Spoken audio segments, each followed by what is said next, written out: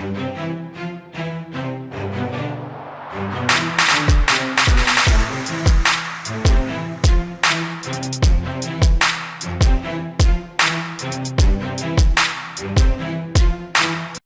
Dear friends, मैं अज़हर आपके अपने YouTube channel A1 study centre में एक नए वीडियो लेक्चर के साथ आपका तहे दिल से स्वागत करता हूं। दोस्तों, आज हम लोग गणित यानी मैथमेटिक्स से एक रिलेटेड टॉपिक्स के बारे में जानने वाले हैं, जो कि पेडागोजिकल पार्ट है। और यहाँ से एक क्वेश्चन तो फिक्स है, आप 10 से 15 मिनट धैर्य बनाकर बैठें और इसको पूरा देखें। और यहाँ से एक ना एक क्वेश्चन ज़रूर पूछने वाला है। और आप अपना सैम्पल पेपर एग्जाम्पलर भी ढूंढ के देखें CTET का, तो आपको एक क्वेश्चन 2 क्वेश्चन जरूर मिल जाएंगे। तो चलिए, बहुत इजी है और काफ़ी आसान है। देर न करते हुए शुरू करते हैं। शुरू करने से पहले बस एक छोटा सा रिक्वेस्ट, लाइक सब्सक्राइब नहीं किए तो सब्सक्राइब कर दें और बेल आइकन को दबाना ना भूलें। चलिए शुरू करते हैं। जैसा कि आप देख पा रहे होंगे, हम लोग जानेंगे आज वैन हीली और 5E मॉडल। 5E मॉडल कॉल्ब के द्वारा दिया गया है ना, वो क्या बताएं क्या नहीं बताएं सबके बारे में बात करेंगे। तो हम लोग बात करने वाले हैं सबसे पहले 5E मॉडल, 5E मॉडल्स के बारे में। जैसा कि आप स्क्रीन पे देख पा रहे होंगे, सबसे पहला सेल्फ स्टडी हम लोग करते हैं। सेल्फ स्टडी क्या होता है, स्व अध्ययन जिसकी बात करते हैं। It is a habit of independent study by which children are able to solve the mathematical problems with their own effort। अक्सर शिक्षक कहा करते हैं कि बच्चों, आप जब से सेल्फ स्टडी ना करोगे, और हकीकत बात है कि जब से कोई बच्चा स्व अध्ययन नहीं करता है, खुद से नहीं पढ़ता है, तो वो अपने से प्रॉब्लम्स को अपने एफर्ट से वो सॉल्व नहीं कर पाएगा। Self study can be made more effective and systematic by giving regular homework and assignment. शिक्षक अगर बच्चों में सेल्फ एफर्ट्स को बढ़ाना चाहते हैं, उसको अगर बरकरार रखना चाहते हैं, तो बच्चों को रेगुलर होमवर्क देने चाहिए। और उसके साथ साथ असाइनमेंट वर्क्स बच्चे को देते रहिए। कुछ मॉडल्स वगैरह बनाने दे दीजिए, कुछ असाइनमेंट बना दे दीजिए। जैसे अभी पेंडेमिक चल रहा है, कोरोना से लेके कुछ भी आप दे दीजिए, तो उससे बच्चे में एब्स्ट्रैक्ट थिंकिंग आता है, उसमें क्रिएटिविटी बढ़ता है। ठीक है।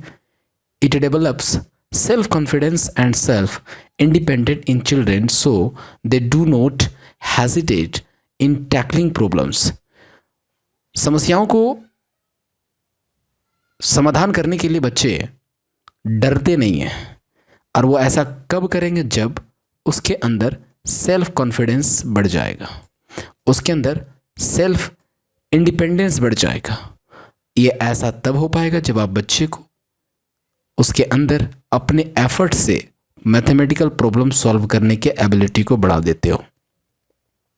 इसलिए मैथमेटिक्स कहता है, और मैथमेटिकल पेडागोजी के अनुसार कहा जाता है कि आप बच्चे को रेगुलर होमवर्क दिया करें। बच्चे को रेगुलर होमवर्क दीजिए, रेगुलर असाइनमेंट दीजिए, और बच्चे में सेल्फ स्टडी, स्व अध्ययन की जो आदत है उसको बढ़ावा दीजिए। इससे बच्चे में सेल्फ कॉन्फिडेंस आएगा, सेल्फ इंडिपेंडेंस आएगा, और इससे बच्चे अपने एफर्ट से मैथमेटिकल प्रॉब्लम्स को खुद सॉल्व करने लगेंगे। अब बात करते हैं नेक्स्ट। हमारा नेक्स्ट क्या है, तो नेक्स्ट पॉइंट है हमारा ग्रुप वर्क। पेडागोजी का ये बहुत बड़ा इंपॉर्टेंट टॉपिक है, ग्रुप वर्क, समूह अध्ययन। आपको पता होगा कि जब आप बीएड या डीएलएड की ट्रेनिंग कर रहे होंगे, तो एक आपको ग्रुप टूर में ले जाया जाता है। बच्चों को भी आप कहीं कहीं घूमने ले जाएं, ग्रुप टूर में ले जाएं, और जहाँ तक गुंजाइश हो ना, समूह में काम करवाइए बच्चों को। देखिएगा, जैसा कि आप देख पा रहे होंगे, इन मैथमेटिक्स, गणित में there is a simple scope of group work. एक सिंपल स्कोप है, साधारण सा आपका पर्याप्त गुंजाइश है ना, काम समूह में काम करने के। गणित में अगर शिक्षक गतिविधियों, परियोजनाओं यानी प्रोजेक्ट, असाइनमेंट या व्यवहारिक कार्य जो होते हैं, जो प्रैक्टिकल वर्क होते हैं, उसके द्वारा सिखाता है ना, तो बच्चों में ग्रुप वर्क के अवसर बहुत ज़्यादा मिल सकते हैं।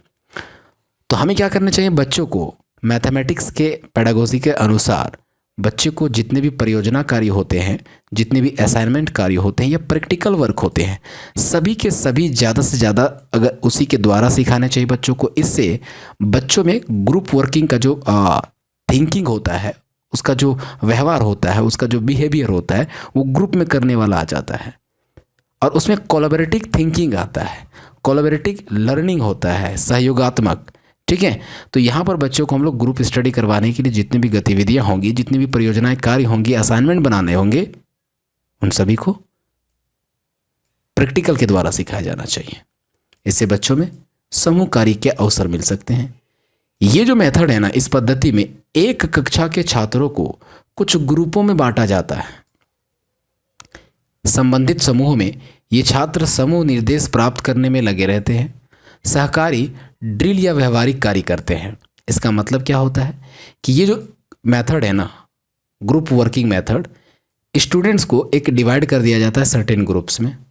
In this respective group, these students remain engaged in receiving group instruction, doing cooperative drill or practical work, completing group assignments and discussing or planning common project।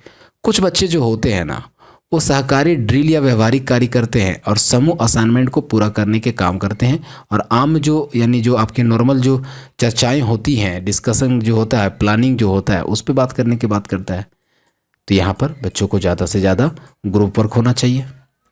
अब बात करते हैं हम लोग पर्यवेक्षित अध्ययन यानी सुपरवाइज्ड स्टडी क्या होता है। Nowadays it is an important technique of teaching mathematics. ये जो पर्यवेक्षित अध्ययन है यानी जो सुपरवाइज्ड स्टडी जो है, ये आजकल का एक नया टेक्निक, बहुत इंपॉर्टेंट टेक्निक बन गया मैथमेटिक्स टीचिंग का। कैसे? This technique is based on the principle of activity and individual differences। NCF 2005 कहता है, और उसमें इंक्लूसिव एजुकेशन के अनुसार बच्चों में जो इंडिविजुअल डिफरेंसेस होती हैं उसके अनुसार बच्चों को पढ़ाया जाना चाहिए। ये जो सुपरवाइज्ड स्टडी है, पर्यवेक्षित अध्ययन, जो ये नियम यही कहता है कि ये मैथमेटिक्स का जो टेक्निक है ये इसी प्रिंसिपल पर आधारित है, principle of activity and individual differences. बच्चों की विभिन्नताएं और उसके क्रियाकलापों के अनुसार ही ये टेक्निक कार्य करता है। In this technique every child is provided with an opportunity to do his respective task of and the study.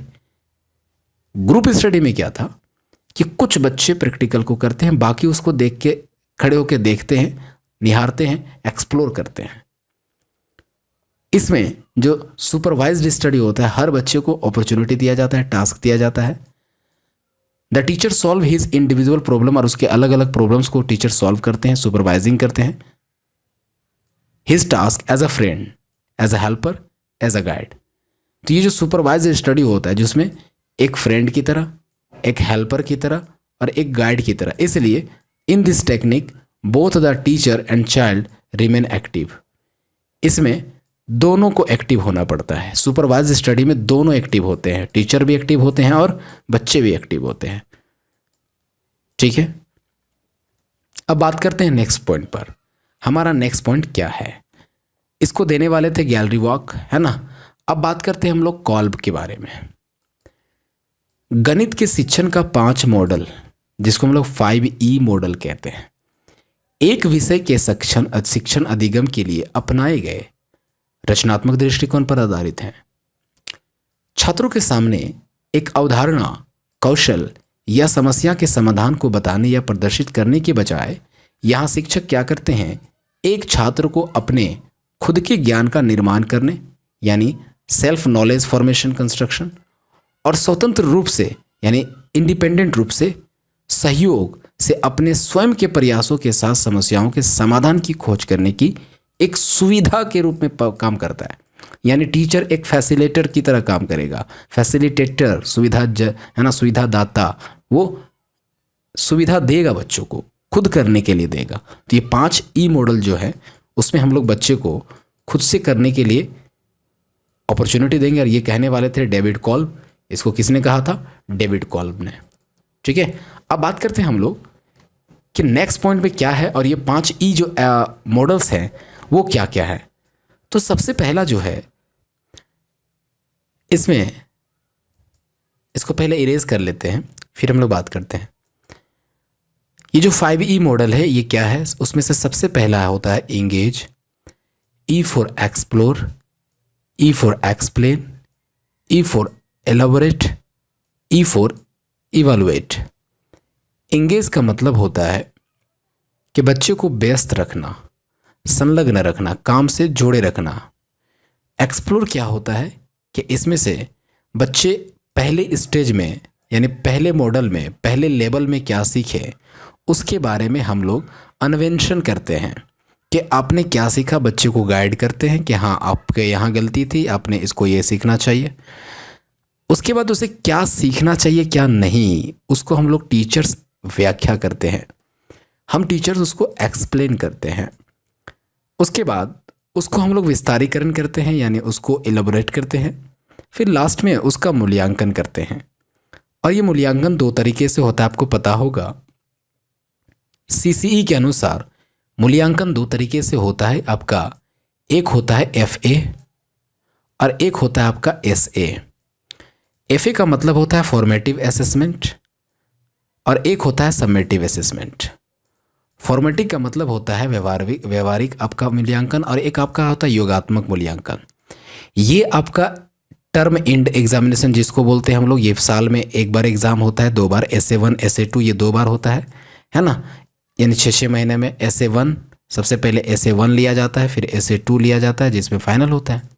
लेकिन फॉर्मेटिव आपके तो लिए जाते हैं 3 4 लिए जाते हैं, है ना। FA1 FA2 FA3 FA4 4 formative लिए जाते हैं। ये बात हम लोग इतना डीपली नहीं करने वाले हैं, लेकिन हम लोग बात करने वाले हैं कि ये 5 E मॉडल्स जो है वो एक्चुअल में है क्या। सबसे पहला जो है उसका नाम है इंगेज।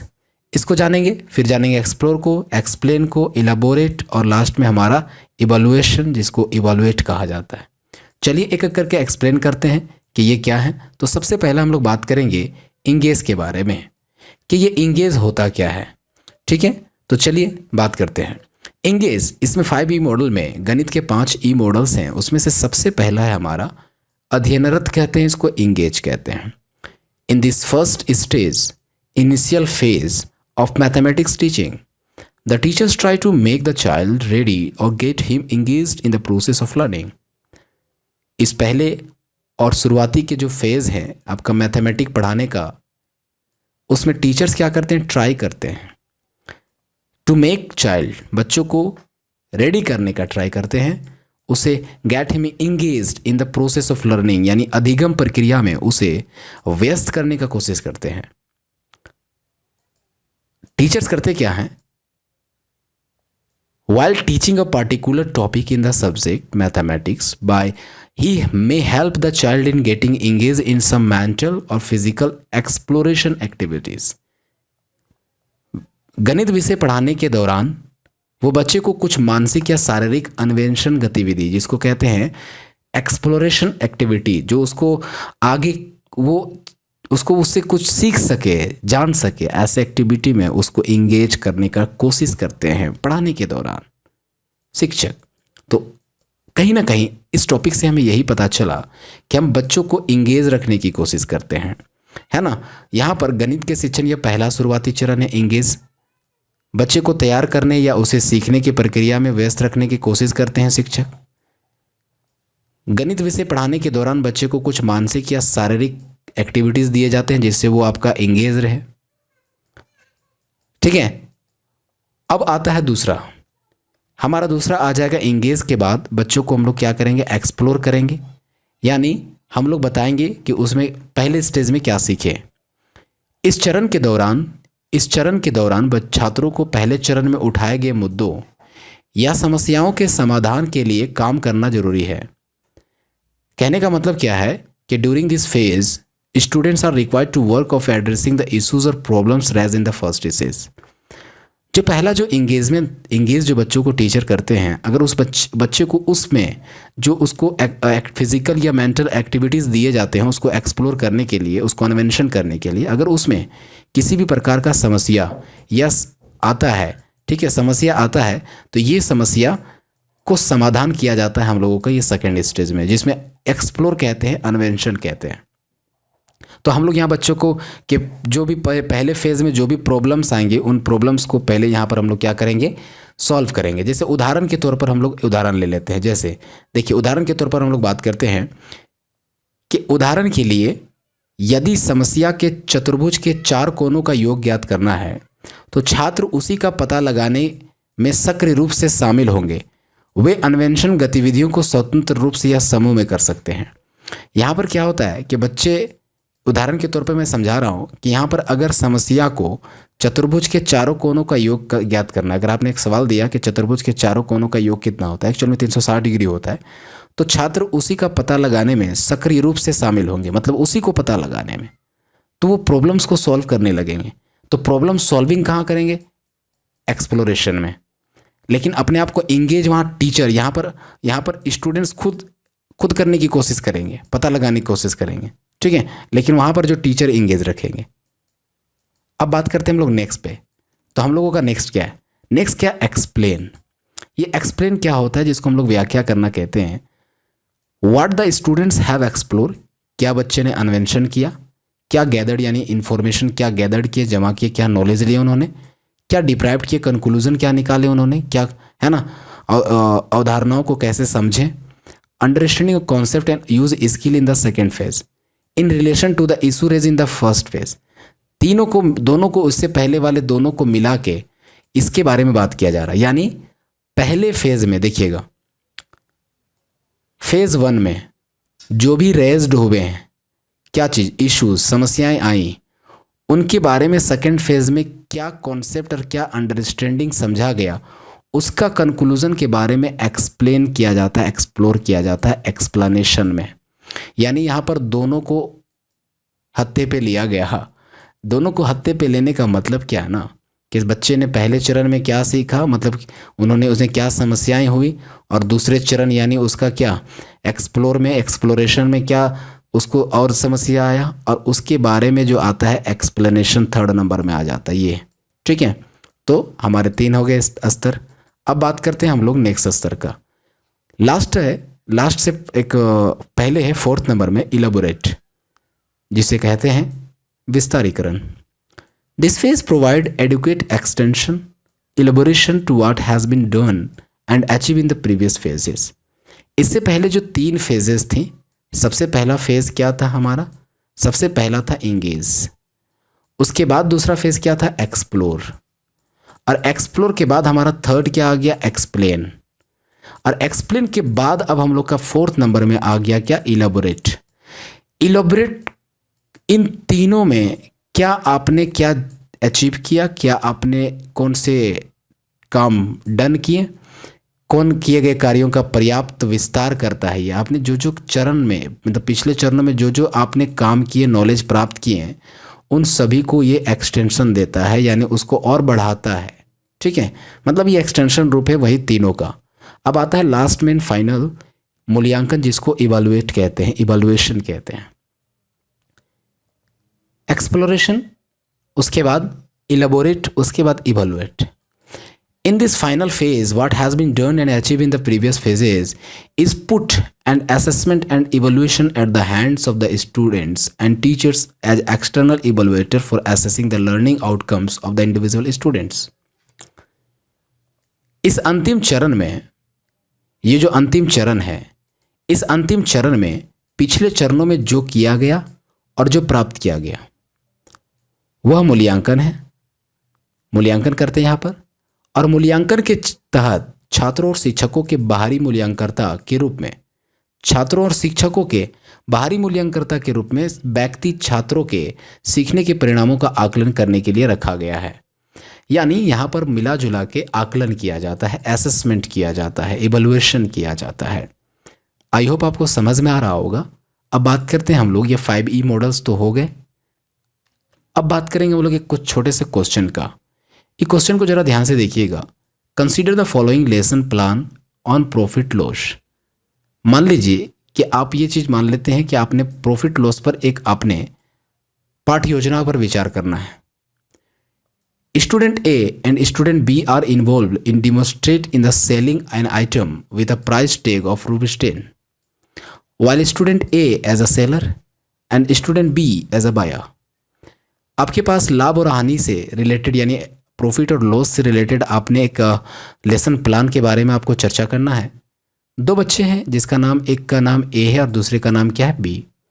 उन लोग 10 रुपये के अंकित मूल्य यानी जो मार्क प्राइस होता है उसके साथ एक वस्तु को बेचने का प्रदर्शन यानी मॉडल मतलब क्या कहते हैं उसको, एक्टिंग कर रहे हैं, जहां पर ए जो है वो एक सेलर के रूप में काम कर रहा है और बी आपका एक बायर है, बी फॉर बायर। हाँ, अन्य छात्रों को अवलोकन करने के लिए कहा जाता है, सबको ऑब्जर्वेशन करने के लिए कहा जाता है। अब कहता है यहां पर वस्तु के लिए ए ने कितना चुकाया, वस्तु के लिए बी ने कितना भुगतान किया होगा, 10 रुपये से अधिक या उससे कम। उपरोक्त 5 जो ई मॉडल बताया गया उसमें से कौन सा चरण का ये उदाहरण है।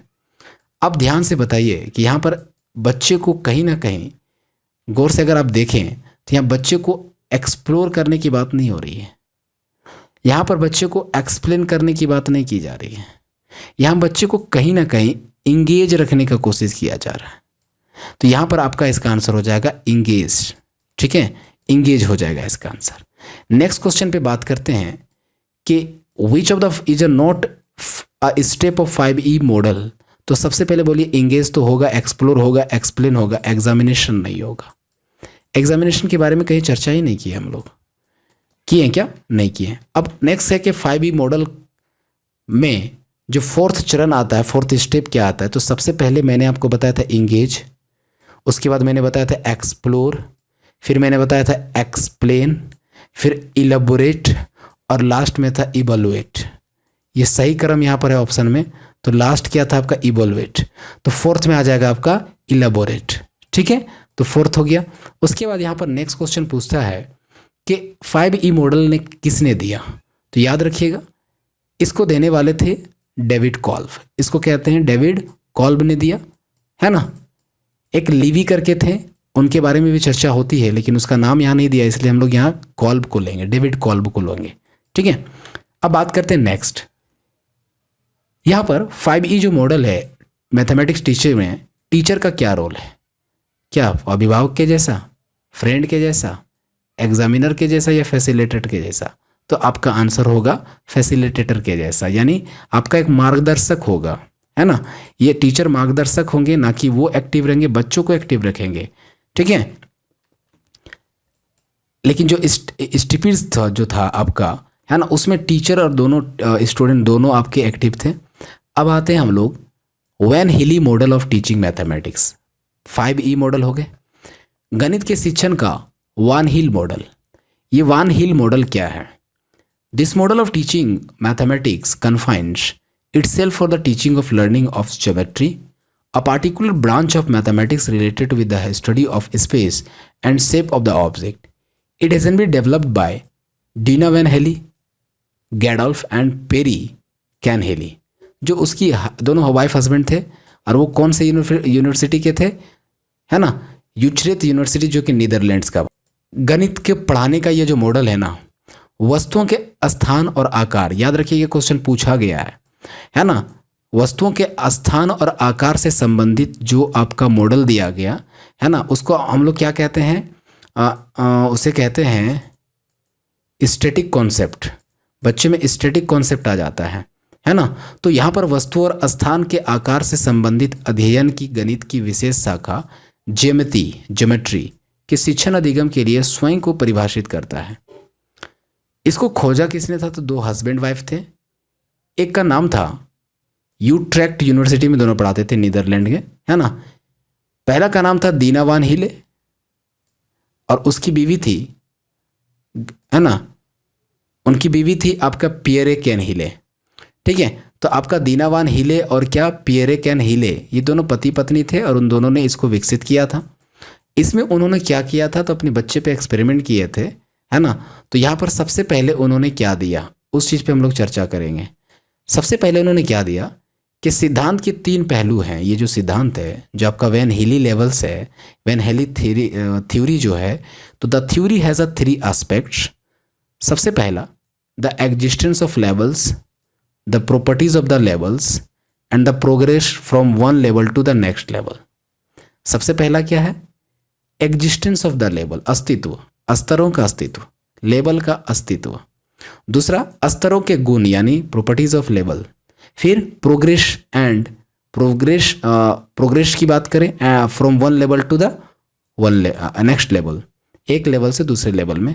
वान हीले का स्तर सिद्धांत के अनुसार ज्यामिति में सोचने समझने के 5 स्तर हैं।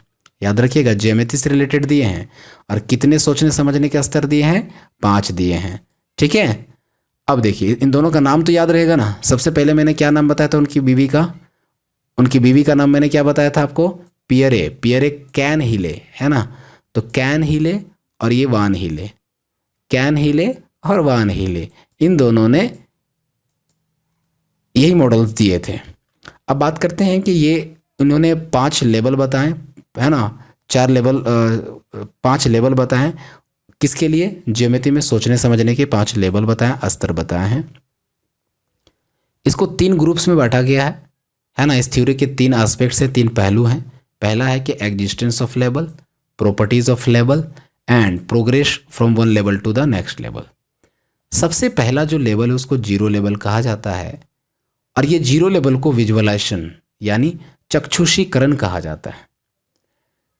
लेवल 2 की बात करें तो एनालिसिस है, विश्लेषण है, एब्स्ट्रैक्शन अमूर्तता, डिडक्शन निगमनकरण, और जो आपका है रिगर, जिसका मतलब होता है दृढ़ता यानी दृढ़, कॉम्प्लेक्सिटी आना। तो 5 लेवल हो गए, 1 2 3 4 और ये 5। लेकिन स्टार्ट है जीरो लेवल से, लेवल 1 से नहीं। कहाँ से, जीरो लेवल से। सबसे पहला क्या था, विजुअलाइजेशन, एनालिसिस, एब्स्ट्रैक्शन, डिडक्शन और रिगर। चलिए बात करते हैं एक एक करके, और इन लेवलों को अलग अलग कंट्री ने अलग अलग लेवल बताए। Originally when Healy numbered them from 0 to 4, 0 to 4 दिया ना व्हेन हीले ने, दोनों ने, मियाँ बीबी ने, 1 लेवल 1 है ना, लेवल 0 लेवल 1 लेवल 2 लेवल 3 और लेवल 4, तो कितने हो गए, 5 हो गए। 2 2 4 2 1 5 ना, तो 5 लेवल उन्होंने बताया। लेकिन अमेरिका की बात करें है ना, the USA introduce numbering from 1 to 5, 0 से उन्होंने नहीं लिखा, मतलब उन्होंने भी 5 स्टेजेस बताए, लेकिन अमेरिका वालों ने उसे 1 से लेके 5 तक बताया, लेकिन वैन हेलेन ने 0 से लेके 4 तक बताया। अब आते हैं पियरी वान हीले यूज्ड ओनली 3 लेवल्स। ठीक है, तो पियरी वान हीले ने उसे 3 लेवल्स बताया। मोर एवर ऑल्सो और भी लेवल आए, लेकिन हमको याद रखना है कि अमेरिका ने 4-5 लेवल बताया, मतलब वो भी 5 बताया, और वैन हीले ने भी 5 लेवल बताया। लेकिन वैन हीले ने 0 से लेके 4 तक बताया, और अमेरिका ने 1 से लेके 5 तक बताया। ठीक है, तो चलो अब बात करते हैं हम लोग एक एक करके। 0 लेवल वो क्या है, वो नेक्स्ट सब लेवल के बारे में बात करेंगे हम लोग। सबसे पहला जो आता है लेवल 0, जिसको हम लोग कहते हैं विजुअलाइजेशन। क्या कहते हैं, विजुअलाइजेशन, बेसिक विजुअलाइजेशन और रिकॉग्नाइजेशन। रिकॉग्नाइजेशन का मतलब होता है पता लगाना। क्या होता है, पता लगाना। एट दिस लेवल पुपिल्स मतलब बच्चे की बात हो रही है यहाँ पर, use visual perception and non verbal thinking.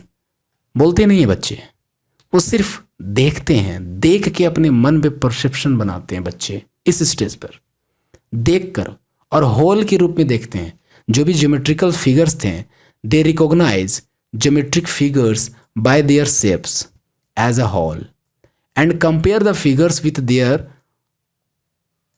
prototypes or everybody thinks it look like door. Categorize them, it is not a, they use simple language, उन लोग साधारण भाषा के प्रयोग करते हैं। They do not identify the property of the geometry figures, वो पहचानते नहीं हैं, वो जानते नहीं हैं कि इन फिगर्स का क्या प्रॉपर्टी, बस उन लोग उसको शेप के रूप में देखते हैं, एज ए होल आपका 0 लेवल पे देखा जाता है। देखिए उदाहरण के तौर पर, जैसे चिल्ड्रन क्या करते हैं, इसको भी ट्रायंगल मानते हैं, इसको भी ट्रायंगल मानते हैं, इसको भी ट्रायंगल मानते हैं, इसको भी ट्रायंगल मानते हैं, इसको भी ट्रायंगल मानते हैं, सब ट्रायंगल। उनको प्रॉपर्टी नहीं पता होता है, वो परसेप्शन बनाते हैं कि हाँ 3 साइड है, तो 3 साइड है तो क्या है, ट्रायंगल है। तो यहाँ भी 3 साइड हो गया, ये वाला में भी ऐसे है, ये भी ट्रायंगल है कि नहीं, ये भी ट्रायंगल हो सकता है। बच्चे ऐसे परसेप्शन बना लेते हैं, शेप देखते हैं बस कि 3 साइड है, ट्रायंगल हो गया, देख के कुछ बोलते नहीं यार, सिंपल लैंग्वेज यूज करते हैं। लेकिन इसके बाद जो आता है, विजुअलाइजेशन के बाद आता है एनालिसिस करना, विवरण, डिस्क्रिप्शन। इसमें क्या होता है ना कि इस स्तर पर बच्चे ज्यामिति आंकड़ों के गुणों का विश्लेषण और नामकरण करना शुरू कर देते हैं। स्टूडेंट एनालाइज करने लगते हैं, उसका नेमिंग प्रॉपर्टीज फिगर्स का जानने लगते हैं। They do not use relationship between properties, they think all properties are important. बच्चे सोचते हैं कि सभी इंपॉर्टेंस अब इसके प्रॉपर्टीज जानने बहुत ज़रूरी हैं। There is no difference between necessary and sufficient properties. They do not see need for proof of fact discovered empirically. They can measure, fold and cut paper और यूज जियोमेट्रिक सॉफ्टवेयर। इसमें बच्चे क्या करते हैं कि प्रॉपर्टीज़ को जानने लगते हैं, विश्वास करने लगते हैं, और तो और वे गुणों के बीच संबंधों को नहीं देखते हैं कि इसके बीच संबंध, रिलेशन को नहीं देखते हैं। गुणों के बीच इसका गुण उसका गुण कुछ नहीं देखते। उन्हें लगता है कि सभी गुण इंपॉर्टेंट है, सब गुण महत्वपूर्ण है, ऑल इंपॉर्टेंट। कहने का मतलब आवश्यक और पर्याप्त गुणों के बीच कोई अंतर नहीं है। मतलब जो जरूरी है और जो अभी पर्याप्त है हमारे पास, इनमें दोनों को कोई अंतर नहीं है। वे अनुभवनीय रूप से खोजे गए यानी इम्प्रिकली रूप से जो डिस्कवर्ड किए गए हों उसके प्रमाण की आवश्यकता उन्हें नहीं है। क्या कौन प्रूफ किया है उससे हमको मतलब नहीं, हम जान रहे, बस जान रहे हैं। वे कागज़ को मोड़ते हैं, मापते हैं और काट कर सीखते हैं, ज्योमेट्री सॉफ्टवेयर आदि के उपयोग करते हैं, और उन लोग बस इम्प्रिकली जो डिस्कवर्ड होते हैं, जो आपके अनुभवनीय रूप से जो खोजे हुए तथ्य होते हैं, उन पे विश्वास नहीं करते हैं। जैसे बच्चे यहाँ पर क्या करने लगते हैं, आपका एक्सप्लेनेशन करने लगते हैं, डिस्क्रिप्शन करने लगते हैं, एनालिसिस करने लगते हैं। इससे पहले तो बच्चे सिर्फ विजुअलाइजेशन कर रहे थे, है ना, देख रहे थे। यहाँ पर बच्चे जानने लगते हैं कि ये स्क्वायर है, ये भी स्क्वायर है, ये भी स्क्वायर है, लेकिन ये स्क्वायर्स नहीं है। तो children at level 1 identify only one of the properties of the square. उन लोग सिर्फ जानते हैं, एक प्रॉपर्टी जानते हैं, लेकिन और को स्क्वायर नहीं कहते उन लोग, बस एक जान लेते हैं, बस यही है तो यही है, और क्या आता है उससे कोई मतलब नहीं है। अब नेक्स्ट बात करते हैं हम लोग लेवल नंबर 2। तो पहला लेवल क्या हो गया, zero level. Zero level visualization हो गया, है ना, विजुअलाइजेशन हो गया आपका। और 1 लेवल मैंने क्या बताया आपका, उसमें बच्चे क्या करते हैं, डिस्क्रिप्शन करते हैं, कन्वेंशन करने लगते हैं बच्चे। लेवल 2 जो है, मतलब लेवल 3, एक्चुअल लेवल 2 है लेकिन तीसरा लेवल की बात कर रहे हैं हम लोग। एब्स्ट्रैक्शन, इनफॉर्मल डिडक्शन और ऑर्डरिंग और रिलेशनल। इसमें क्या होते हैं ना कि एट दिस लेवल पुपिल और students perceive relationship between properties and figures. Figures के प्रॉपर्टीज के बीच में वो रिलेशनशिप करने लगते हैं। दे क्रिएट मीनिंगफुल डेफिनेशन, वो डेफिनेशन बनाने लगते हैं। They are able to give a simple argument to justify this reasoning. They can draw logical maps and diagrams. They can sketches, grid paper, geometric, है ना, SNW figures, है ना। Children at level 2 can draw a logical map, parallelograms. Pierre van Hiele wrote, वो लिखती हैं कि इसमें बच्चे क्या करने लगते हैं, ड्राइंग वगैरह करने लगते हैं लेवल 2 में। इसमें बच्चे में एब्स्ट्रैक्ट थिंकिंग आ जाता है। पियरी वैन हिले ने लिखती है कि my experience as a teacher of geometry convinces me that all 2 of 10 students have not yet achieved at this level of informal deduction. Consequently, they are not successful in their study of the kind of geometry that Euclid created. Use involve formal education.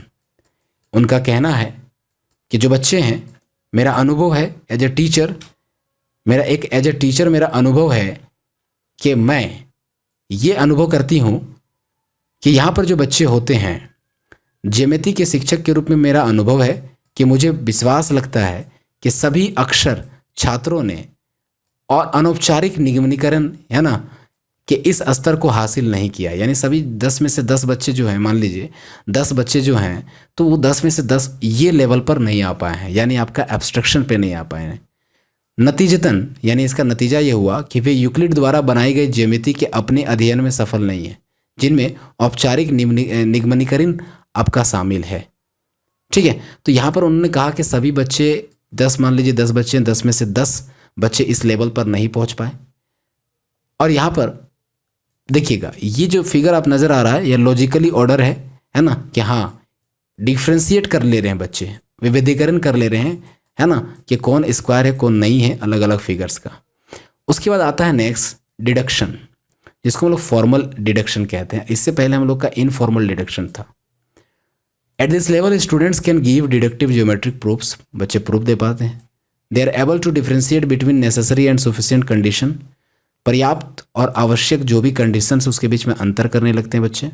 वे पहचानते हैं कि कौन से गुण दूसरे द्वारा निहित है, यानी कौन सा गुण किस में आएगा लगेगा, परिभाषाएं, थ्योरम्स, जो आपके एक्सियम्स होते हैं, है ना, उसकी भूमिका को समझते हैं। मतलब कहीं ना कहीं बच्चे ज़्यादा समझने लगते हैं, सब कुछ डिफ्रेंशिएट करने लगते हैं, तो यहाँ पर आपका डिडक्शन आ जाता है। अब लास्ट जो लेवल है वो लास्ट लेवल क्या है देखिएगा, जिसको हम लोग राइगर कहते हैं, है ना, क्लिष्ट था। At this level student understand and the way mathematical systems are established, यानी मैथमेटिक्स गणित जो प्रणाली है उसकी स्थापना कैसे हुई, उसके तरीके को बच्चे समझते हैं। वे सभी प्रकार के प्रमाणों का उपयोग करने में सक्षम हैं। वे यूक्लिडियन और गैर यूक्लिडियन ज्योमेट्री की समझ रखते हैं। वे किसी दिए गए ज्योमेट्री प्रणाली पर एक स्वयं सिद्ध जोड़ने और घटाने का खुद कोशिश करते हैं और सक्षम होते हैं। तो कहीं ना कहीं फाइनली बच्चे पूरी तरह से यूक्लिडियन और गैर यूक्लिडियन जो ज्योमेट्री है उसके फिगर को समझने लगते हैं। और आपको बता दें यहाँ ज्योमेट्री की बात होती है, ज्योमेट्री से रिलेटेड बताया है उन्होंने, वान हीले ने, और उसमें से द लेवल्स और stages of geometrical reasonings are, तो अमेरिकन के अनुसार देखें तो अमेरिका के अनुसार देखें तो 5 है ना जी। तो 1 से उन्होंने बताया अमेरिकन में, पहला बताया यूजुअलाइजेशन, एनालिसिस, एब्स्ट्रैक्शन, डिडक्शन और राइगर, सब वही है। तो यहाँ पर 5 लेवल आ गए। अब आगे आते हैं नेक्स्ट पॉइंट पर। तो हम लोगों का नेक्स्ट पॉइंट क्या रहेगा, कुछ क्वेश्चंस हम लोग देखते हैं और कुछ इंपॉर्टेंट टॉपिक को भी जानेंगे। सबसे पहला क्वेश्चन क्या है कि van Hiele model of teaching mathematics confine itself for the teaching of क्या, अरिथमेटिक, ज्योमेट्री, ट्रिगोमेट्रिक या स्टैटिक्स। तो ये तो सब गलत है। मैंने कहा था ज्योमेट्री के लिए, उन्होंने खुद कहा है ना कि एज अ टीचर, है ना, ज्योमेट्री में बच्चे यहाँ तक नहीं पहुँच पाए, तो ज्योमेट्री के बारे में उन्होंने बताया। नेक्स्ट क्वेश्चन क्या है कि van Hiele theory was proposed by Dina van Hiele, Pierre van Hiele, ये दोनों ने किया ना, ये दोनों मियाँ बीबी थे ना, डीना वैन हीले और पीरी वैन हीले, तो ये दोनों बोथ, तो सी आंसर हो जाएगा इसका, क्या हो जाएगा, सी आंसर हो जाएगा। ठीक है, तो नेक्स्ट क्वेश्चन पे बात करते हैं हम लोग। हमारा नेक्स्ट क्वेश्चन क्या है, नेक्स्ट क्वेश्चन है कि van Hiele model of teaching mathematics geometry का has a sequence of number of levels in it. तो देखिए गणित शिक्षण के वैन हीले मॉडल में स्तरों का एक क्रम होता है। तो कितने, van Hiele model of teaching में मैथमेटिक्स के कितने क्रम्स होते हैं, 5, यानी 0, 1, 2, 3 और क्या 4। तो यहाँ पर आपके 5 लेवल्स होते हैं। कितने लेवल्स होते हैं, 5 लेवल्स होते हैं, वही पूछा गया, 5 लेवल्स होते हैं। अब नेक्स्ट बात करते हैं हम लोग कि नेक्स्ट क्वेश्चन क्या है, आपको सीक्वेंस बताना है। सबसे पहले आपको सीक्वेंस याद रखना चाहिए कि सबसे पहले बच्चे में क्या आता है। तो एक बात बताए, एनालिसिस तो आएगा नहीं, एब्स्ट्रैक्शन तो आएगा नहीं, डिडक्शन तो पहले आएगा नहीं, विजुअलाइजेशन। तो बच्चे पहले विजुअलाइजेशन करते हैं, देख के सीखते हैं सिर्फ, उसके बाद एनालाइज करते हैं, फिर एब्स्ट्रैक्शन, फिर डिडक्शन, तब रिगर्स। ये आपका सही होगा। तो ये आपका ऑप्शन सही हो गया। अब बात करते हैं हम लोग नेक्स्ट पे। नेक्स्ट क्या है और कितना इंपॉर्टेंट है। क्वेश्चन नंबर 10 की बात करें, students were asked to draw a similarities between a rhombus and square. बच्चे को बोला गया कि वर्ग और जो आपका रंबस है, समभुज, इसको कहते हैं रंबस। ठीक है, जिसकी सभी भुजाएं आपस में क्या होती हैं, बराबर होती हैं, लेकिन इसके डायगोनल्स आपस में इक्वल नहीं होते, लेकिन डायगोनल्स एक दूसरे को बाइसेक्ट करते हैं, ये रंबस कहलाते हैं, है ना, समबाहुभुज कहलाते हैं, उसको समभुज कहते हैं उसके। ठीक है, तो छात्रों को एक समभुज और एक वर्ग के बीच में समांतर, है ना, समानताएं खींचने के लिए कहा गया था। ज्यामितीय सोच के वेन हिल्स के स्तर के अनुसार छात्र किस स्तर पर हैं, तो बच्चे वहाँ पर क्या कर पाएंगे कि उसे खींचने के लिए कहा गया था। तो वहाँ पर बच्चे क्या करें, विजुअलाइजेशन तो होगा नहीं, एनालिसिस तो होगा नहीं। राइगर क्या होता है, राइगर क्लिष्टता, इसमें अब देखिए बच्चे को खींचने के लिए कहा गया, तो यहाँ पर आपका आ जाएगा इनफॉर्मल डिडक्शन, जो है आपका अनौपचारिक जो है ना, ये आपका आंसर नहीं होगा, आपका हो जाएगा यहाँ पर रिगर, उसमें आ जाता है ना। तो यहाँ पर मेरे ख्याल से शायद बी नहीं, आपका सी आंसर होना चाहिए, क्योंकि यहाँ पर कहा गया है, लेकिन जब बच्चे खुद करने लगते हैं तब वो आपके राइगर में आते हैं, क्लिष्टता में आते हैं, तब वो होता। लेकिन एनालिसिस तो होगा नहीं और विजुअलाइजेशन तो होगा नहीं, आपका आंसर सी होगा। आपका आंसर क्या हो जाएगा, सी हो जाएगा। ठीक है, तो यहाँ तक आपका क्वेश्चन नंबर 10 हो गया। अब बात करते हैं हम लोग नेक्स्ट।